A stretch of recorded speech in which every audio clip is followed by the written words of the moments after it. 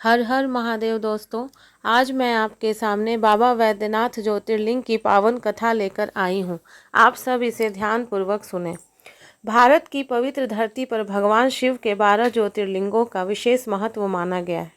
इन 12 ज्योतिर्लिंगों में झारखंड के देवघर में स्थित बाबा वैद्यनाथ धाम का स्थान अत्यंत पूजनीय है। इसे कामना लिंग भी कहा जाता है, क्योंकि यहाँ सच्चे मन से मांगी गई हर मनोकामना पूर्ण होती है। सावन के महीने में लाखों कांवड़िए सुल्तानगंज से गंगा जल लेकर पैदल यात्रा करते हुए बाबा वैद्यनाथ के दरबार पहुंचते हैं और जलाभिषेक करते हैं। कहा जाता है कि स्वयं रावण ने भगवान शिव को प्रसन्न करने के लिए कठोर तपस्या की थी और उसी के कारण इस ज्योतिर्लिंग की स्थापना हुई।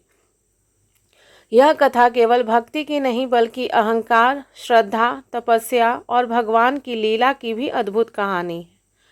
रावण की कठोर तपस्या। बहुत समय पहले लंका पर राक्षस राज रावण का शासन था। रावण अत्यंत विद्वान, महापराक्रमी और भगवान शिव का अनन्य भक्त था। उसने वेद पुराणों का गहन अध्ययन किया था और वह चाहता था कि पूरी दुनिया उसकी शक्ति को माने। लेकिन रावण के मन में एक और इच्छा थी। वह चाहता था कि भगवान शिव स्वयं लंका में निवास करें ताकि उसकी नगरी अजय बन जाए।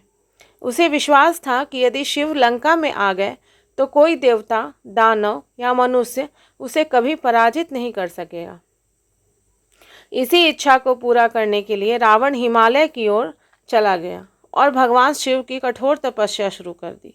उसने वर्षों तक उपवास किया, ध्यान लगाया और ओम नमः शिवाय का जाप करता रहा। फिर भी जब भगवान शिव प्रकट नहीं हुए, तब रावण ने अपनी भक्ति सिद्ध करने के लिए अपना एक एक सिर काट कर शिवलिंग पर अर्पित करना शुरू कर दिया। रावण के 10 सिर थे। उसने 9 सिर काट कर चढ़ा दिए। जब यह 10वां सिर काटने ही वाला था, तभी पूरा ब्रह्मांड कांप उठा। भगवान शिव उसकी भक्ति से प्रसन्न होकर प्रकट हुए। भगवान शिव ने रावण को रोकते हुए कहा कि रावण, मैं तुम्हारी भक्ति से अत्यंत प्रसन्न हूँ। मांगो, क्या वरदान चाहते हो? रावण ने हाथ जोड़कर कहा कि हे महादेव, आप मेरे साथ लंका चलिए और वहीं निवास कीजिए। भगवान शिव कुछ क्षण के लिए तो मुस्कुराए। वे जानते थे कि रावण महान भक्त है, लेकिन उसके भीतर अहंकार भी बढ़ता जा रहा है। फिर भी शिव अपने भक्त को निराश नहीं करना चाहते थे। उन्होंने रावण को एक दिन शिवलिंग दिया और कहा कि रावण, मैं इस ज्योतिर्लिंग के रूप में तुम्हारे साथ चलूँगा, लेकिन याद रखना कि यात्रा के दौरान यदि तुमने इस शिवलिंग को धरती पर रख दिया तो यह वहीं स्थापित हो जाएगा और फिर कभी हटाया नहीं जा सकेगा। रावण अत्यंत प्रसन्न हुआ। उसने भगवान शिव को प्रणाम किया और शिवलिंग लेकर लंका की ओर चल पड़ा। जब देवताओं को यह समाचार मिला कि भगवान शिव लंका जाने वाले हैं, तो वे अत्यंत चिंतित हो गए। यदि शिव लंका में स्थापित हो जाएंगे तो रावण को हराना असंभव हो जाता।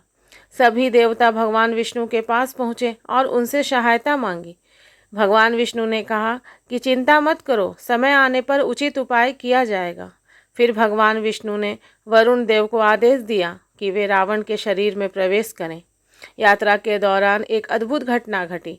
रावण शिवलिंग लेकर तेज गति से लंका की ओर बढ़ ही रहा था कि वह किसी भी स्थिति में शिवलिंग को धरती पर नहीं रखना चाहता था, लेकिन फिर भी जैसे जैसे वह आगे बढ़ा, वरुण देव के प्रभाव से उसे अत्यधिक लघुशंका का अनुभव होने लगा। वह पीड़ा से व्याकुल हो उठा। उसी समय वह वर्तमान झारखंड के देवघर क्षेत्र में पहुंचा। रावण ने देखा कि वहां एक ग्वाला बालक खड़ा है। वास्तव में वह बालक स्वयं भगवान विष्णु का रूप था। रावण ने उस बालक से कहा कि हे बालक, कुछ समय के लिए इस शिवलिंग को पकड़ो, मैं शीघ्र लौट आता हूँ, लेकिन इसे जमीन पर रखना नहीं। बालक ने कहा कि मैं अधिक देर तक इसे नहीं पकड़ सकता हूँ। रावण जल्दी से वहाँ से चले गए, लेकिन भगवान विष्णु की माया से उसे लौटने में देर हो गई। कुछ समय बाद बालक ने आवाज़ लगाई कि मैं अब इसे अधिक देर तक नहीं पकड़ सकता। जब रावण वापस नहीं आया तब बालक ने शिवलिंग को धरती पर ही रख दिया। जैसे ही शिवलिंग की भूमि पर रखा गया, वह स्थिर हो गया। धरती कांप उठी और दिव्य प्रकाश फैल गया। जब रावण वापस लौटा तो उसने शिवलिंग को भूमि पर स्थापित देखा तो उसका क्रोध 7वें आसमान पर पहुंच गया। उसने पूरी शक्ति से शिवलिंग को उठाने का प्रयास किया। उसने उसे खींचा, दबाया और हिलाने की कोशिश की, लेकिन शिवलिंग तनिक भी नहीं हिला। कहा जाता है कि क्रोध में रावण ने अपने अंगूठे से शिवलिंग को दबाया था, जिसके निशान आज भी बाबा वैद्यनाथ मंदिर के शिवलिंग पर दिखाई देते हैं। अंत में रावण समझ गया कि यह सब भगवान शिव की ही इच्छा थी। उसने कहीं बैठकर भगवान की आराधना की और क्षमा मांगी। भगवान शिव ने आकाशवाणी की कि रावण, अब मैं इसी स्थान पर वैद्यनाथ ज्योतिर्लिंग के रूप में निवास करूंगा। जो भी भक्त यहाँ सच्चे मन से मेरी पूजा करेगा, उसकी सभी मनोकामनाएं पूर्ण होंगी। तभी से यह स्थान बाबा वैद्यनाथ धाम के नाम से प्रसिद्ध हो गया। वैद्यनाथ नाम कैसे पड़ा? वैद्य का अर्थ होता है वैद्य या चिकित्सक। एक मान्यता के अनुसार जब रावण ने अपने सिर काटकर भगवान शिव को अर्पित किए थे, तब भगवान शिव ने वैद्य बनकर ही उसके घावों को ठीक किया था। इसलिए यहाँ विराजमान शिव वैद्यनाथ कहलाए। दूसरी मान्यता के अनुसार भगवान शिव संसार के सभी रोगों और दुखों का भी उपचार करते हैं, इसलिए उन्हें वैद्यनाथ कहा जाता है। वैद्य देवघर का महत्व। देवघर का अर्थ है देवताओं का घर। यह स्थान झारखंड राज्य में स्थित है और भारत के सबसे पवित्र तीर्थों में गिना जाता है। यहाँ स्थित बाबा वैद्यनाथ मंदिर के चारों ओर अनेक छोटे बड़े मंदिर बने हुए हैं। माना जाता है कि यहाँ केवल शिव ही नहीं, बल्कि माता पार्वती और अन्य देवी देवताओं का भी विशेष आशीर्वाद प्राप्त होता है। सावन मास और कांवड़ यात्रा। सावन के महीने में बाबा वैद्यनाथ धाम का दृश्य अत्यंत अद्भुत हो जाता है। लाखों श्रद्धालु बिहार के सुल्तानगंज से गंगा जल भरकर लगभग 100 किलोमीटर पैदल की यात्रा करते हैं। ये कांवड़िए बोल बम और हर हर महादेव के जयकारे लगाते हुए देवघर पहुंचते हैं। सुल्तानगंज का महत्व इसलिए है क्योंकि वहां गंगा उत्तर वाहिनी बहती है। श्रद्धालु वहां से जल लेकर सीधे बाबा वैद्यनाथ को अर्पित करते हैं। माना जाता है कि सावन में बाबा वैद्यनाथ पर जल चढ़ाने से विशेष पुण्य प्राप्त होता है और सभी दुख दूर हो जाते हैं।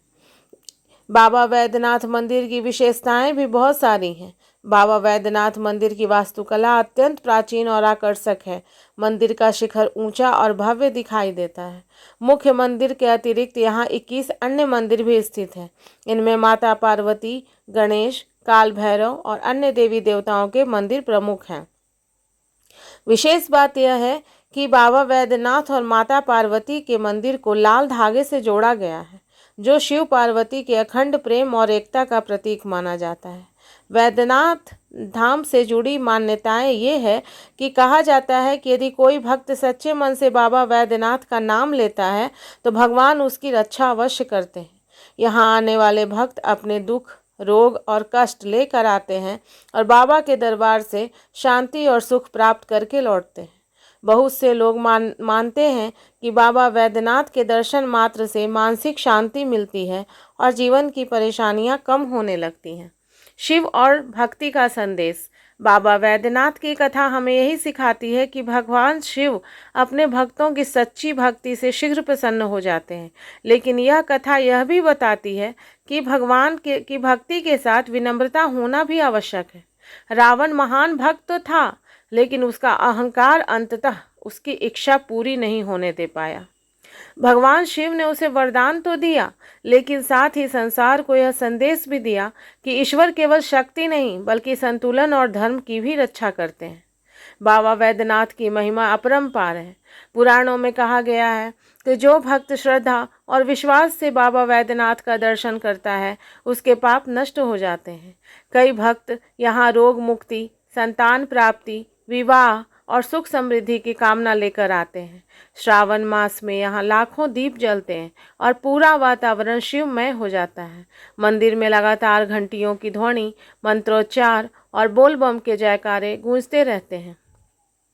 एक अद्भुत आध्यात्मिक अनुभव यह भी है कि जो भी भक्त बाबा वैद्यनाथ धाम जाता है, वह वहाँ की दिव्यता को महसूस करता है। मंदिर परिसर में प्रवेश करते ही मन में एक अलग सी शांति और ऊर्जा का अनुभव होता है। भक्त घंटों लाइन में खड़े होकर केवल एक झलक पाने के लिए प्रतीक्षा करते हैं। जैसे ही शिवलिंग पर जल अर्पित करते हैं, उनकी आंखें भक्ति से भर उठती हैं। और अंत में मैं यही कहना चाहती हूँ दोस्तों कि बाबा वैद्यनाथ धाम केवल एक मंदिर ही नहीं है, बल्कि करोड़ों श्रद्धालुओं की आस्था का केंद्र है।